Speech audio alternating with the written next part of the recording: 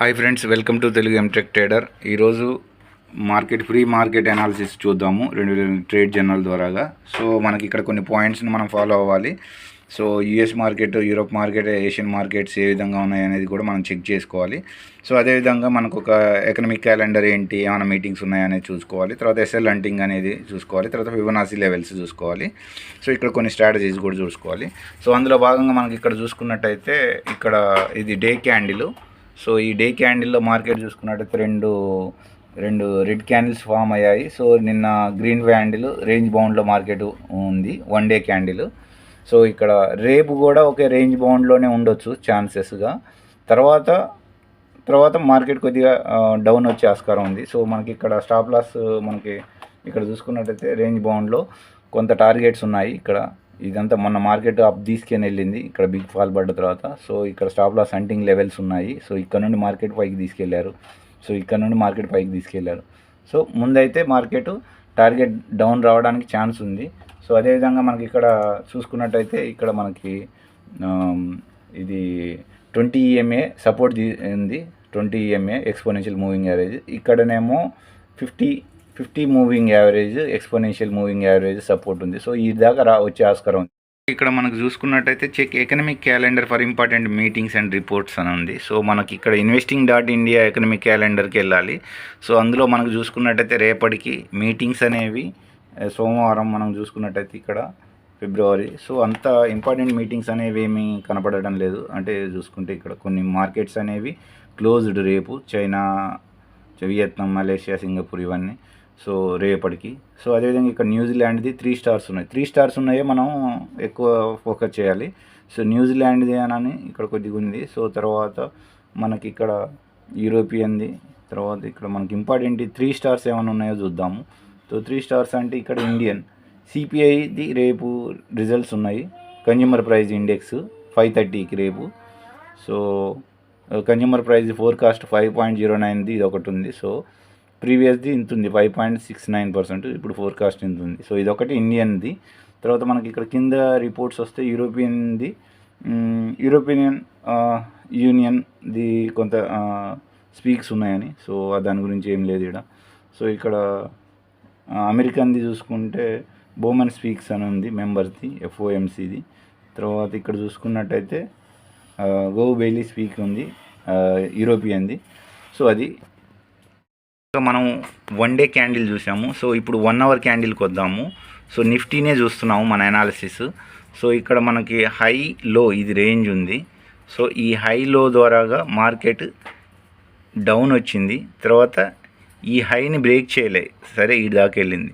తర్వాత next time మళ్ళీ market పైకి తీసుకొని వెళ్ళాలని ట్రై చేశాడు, కానీ దీన్ని బ్రేక్ చేయలేదు.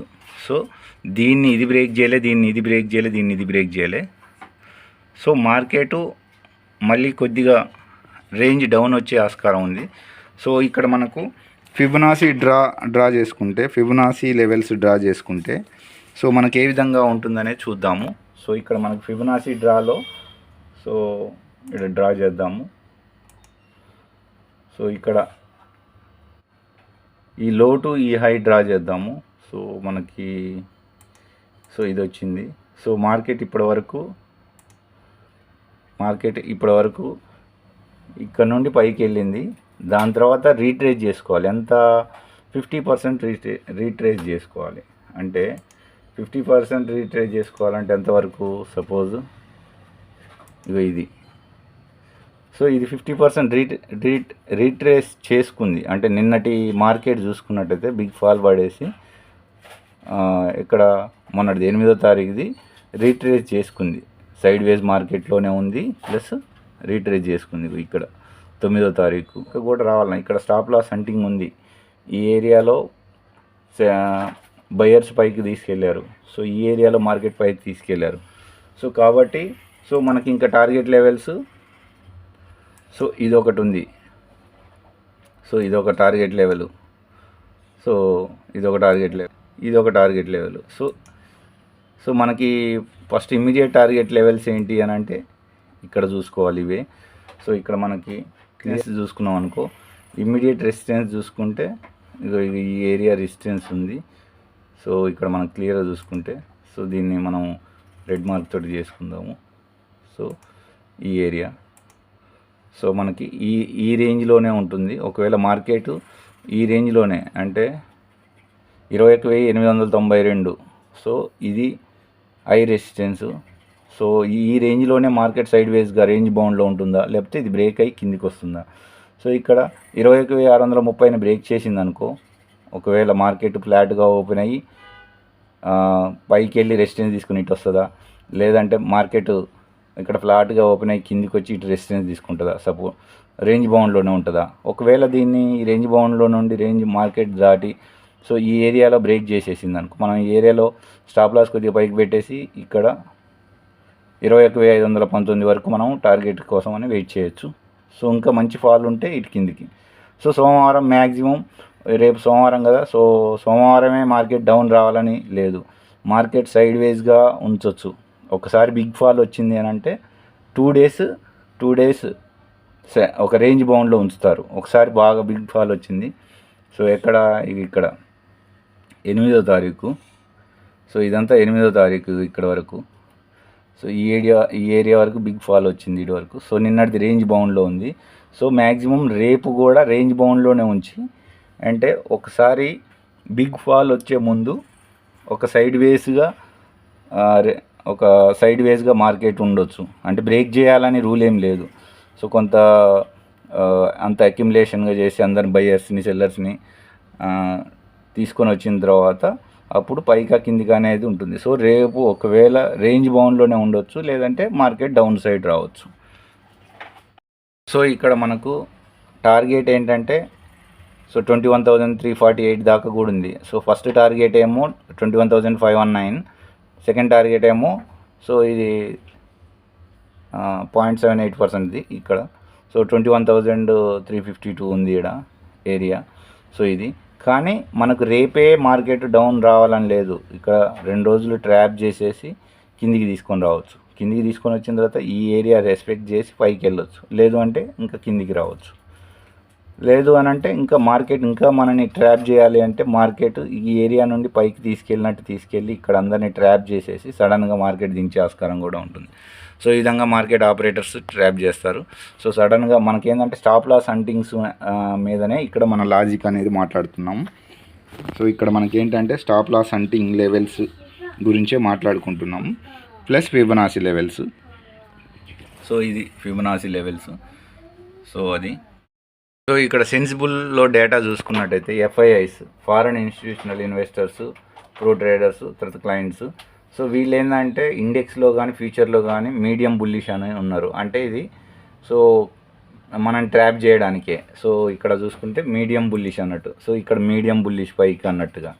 సో అదేవిధంగా ఇక్కడ ఇండెక్స్ ఆప్షన్స్లో కూడా మైల్డ్ బుల్లిష్ అని అంటున్నారు. ప్రో ట్రేడర్స్ చూసుకున్నట్టయితే సో ఇక్కడ మైల్డ్ బుల్లిష్, సో ఇక్కడ మైల్డ్ బుల్లిష్ అంటున్నారు. సో ఇక్కడ ఆల్రెడీ బై చేసి సెల్ చేసి ఉన్నారు డౌన్ సైడ్. సో ఇక్కడ ఆల్రెడీ ఇంతకుముందు ఇక్కడ కింద స్టాప్ లాస్ హంటింగ్లు ఉన్నాయి. సో ఇక్కడ మనకి క్లయింట్లో చూసుకున్నట్టయితే ఇండెక్స్ ఫ్యూచర్ స్ట్రాంగ్ బేరిస్గా ఉంది, ఇండెక్స్ ఆప్షన్స్ కూడా. సో స్ట్రాంగ్ బేరిస్ అనేది ఉంది. అది రేపా ఎల్లుండా అంటే ప్రతిరోజు మనం ట్రేడ్ చేయాల్సిన అవసరం లేదు. సో రేపు సైడ్ వేజ్ రేంజ్ బౌండ్ ఉండొచ్చు, లేదు అని అంటే మార్కెట్ బ్రేక్ చేయొచ్చు. సో రేపు అవకాశం మనకు రాలేదనుకో వెయిట్ చేయాలి ఈ బ్రేక్ డౌన్ కోసం. ఒకవేళ రేపు చేయకుండా ఉండగలగాలి, రేపు మొత్తం ఓల్డ్ డే అంటే బ్రేక్ వస్తేనే ఎంటర్ అవ్వాలి. మనకు సిస్టమ్ మనకు సెటప్ ట్రేడ్ వస్తేనే ఎంటర్ అవ్వాలి, లేకపోతే లేదనే విధంగా ఉండాలి. సో అప్పుడు మంచి అవకాశం ఈ 3 డేస్లో. సో మంచి బ్రేక్ మంచి ఫాల్ వస్తుంది అనుకునే అవకాశం కోసం వెయిట్ చేసి సో ఈ టార్గెట్ కానీ వచ్చేదాకా మనం వెయిట్ చేసి టార్గెట్ రీచ్ అయ్యేలాగా చేసుకోవాలి. ఇక్కడ స్టాక్స్ హోల్డింగ్ కూడా చూద్దాము. సో అమర్ రాజా బ్యాటరీది మనకు సో ఈ ఏరియాలో మనకు బయింగ్ తీసుకోవాలని ఇంతకుముందు మాట్లాడుకున్నాము. సో అది ఆల్రెడీ హోల్డింగ్లో ఉంది. ఒక ఫస్ట్ టార్గెట్ రీచ్ అయింది. సో ఇక్కడ సెకండ్ టార్గెట్ కూడా ఇంకా మనకి ఇంకా రీట్రేస్ చేసుకుంది. సో ఇక్కడ బుక్ చేసుకోవాలి. కావాలంటే మళ్ళీ ఇక్కడ 20 EMAకి 20 ఎక్స్పోనెన్షియల్ మూవింగ్ యావరేజ్ టచ్ అవుతుంది. సో ఈ ఏరియా టచ్ అవుతే మళ్ళీ సెకండ్ టార్గెట్కి వెళ్ళొచ్చు. సో ఇది రేడార్లో ఉంచుకొని చూడాల్సిన స్టాక్స్ సోమర్ రాజా బ్యాటరీ. ఇక్కడ యాక్సిస్ బ్యాంక్ చూద్దాము స్వింగ్ ట్రేడింగ్ కోసము. సో ఇది ఇక్కడ ఆల్రెడీ మనకు డౌన్ ట్రెండ్లోనే ఉంది. ఇక్కడ చూసుకున్నట్టయితే 100 EMA దగ్గర బయింగ్.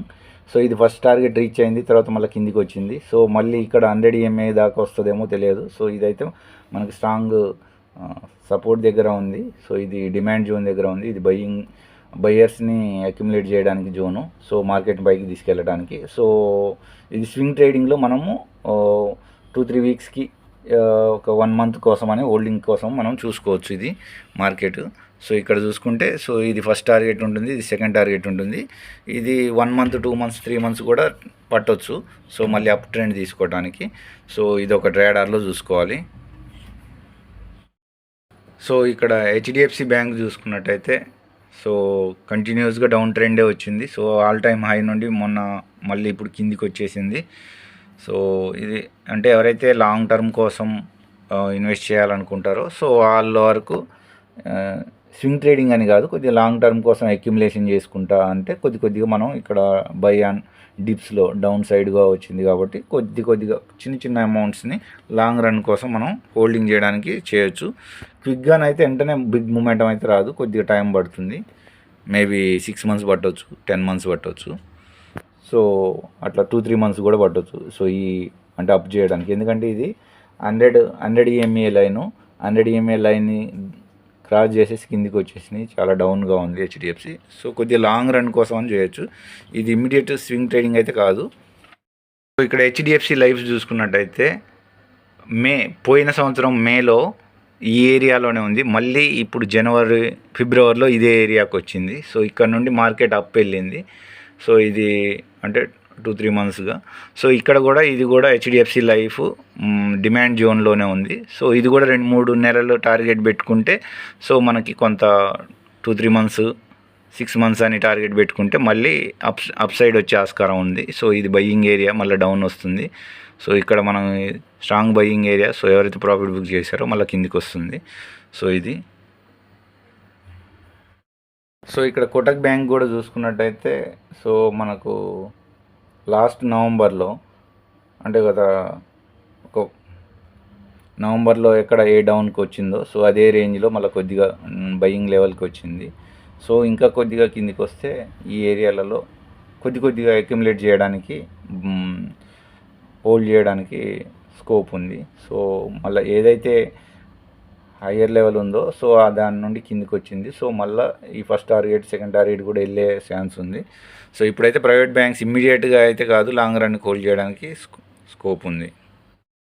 ఇక్కడ ఏషియన్ పెయింట్ కూడా చూసుకున్నట్టయితే మనకు పోయిన సంవత్సరం ఫిబ్రవరి మార్చిలో ఈ ఏరియాలో ఉంది. సో ఇప్పుడు కూడా మళ్ళీ ఫిబ్రవరిలో కూడా చూసుకున్నట్టయితే ఇది ఒక ట్రెండ్ లైన్ డ్రా చేస్తే సో ఇక్కడ టచ్ అవుతుంది. సో అదేవిధంగా ఇక్కడ రిజెక్ట్ అయిపోయింది, దీని నుండి క్రాస్ చేసింది, మళ్ళీ ఇక్కడ నుండి సపోర్ట్ తీసుకుంది. సో ఈ ఏరియా నుండి కూడా సో ఇది కూడా మనకు మంచి స్వింగ్ ట్రేడింగ్కి ఒక మంచి స్కోప్ ఉంది. అంటే ఇక్కడ ఫస్ట్ సో ఈ టార్గెట్ అని సో ఈ విధంగా లాంగ్ స్కోప్ అయితే ఉంది. మనం బై చేసుకొని హోల్డ్ చేసుకుంటే సో ఇది వన్ డే చార్ట్ కాబట్టి సో ఇక్కడ మనకు కొంత డిస్కౌంట్ ప్రైస్లో దొరుకుతుంది కాబట్టి మనకు ఒక స్కోప్ ఉంది. కొద్దిగా అక్యుములేషన్ చేసుకుంటే బాగానే ఉంటుంది. కూడా చూసుకుంటే బజాజ్ ఫిన్సర్వ్. సో ఇక్కడ ఇది టాప్ హై లెవెల్ నుండి డౌన్కి వచ్చింది. సో మనం పోయిన మార్చిలో. సో ఇప్పుడు మార్చిలోకి చూసుకున్నట్టయితే 200 EMA ఎక్స్పోనెన్షియల్ మూవింగ్ యావరేజ్కి సపోర్ట్ తీసుకుంటున్నట్టుంది. సో ఇక్కడ నుండి కిందికి పడుతుందా లేకపోతే ఇక్కడ నుండి సపోర్ట్ తీసుకుని పైకి వెళ్తుందా అనేది చూడాలి. సో ఇక్కడ మనం ఈ ఏరియాలో ఎంటర్ అయినా కానీ మనకు ఇది ఒక ఫస్ట్ టార్గెట్ సెకండ్ టార్గెట్కి స్కోప్ అయితే ఉంది. సో అదొకటి లాంగ్ రన్ కోసం అయితే మనం కొద్దిగా ట్రై చేయొచ్చు.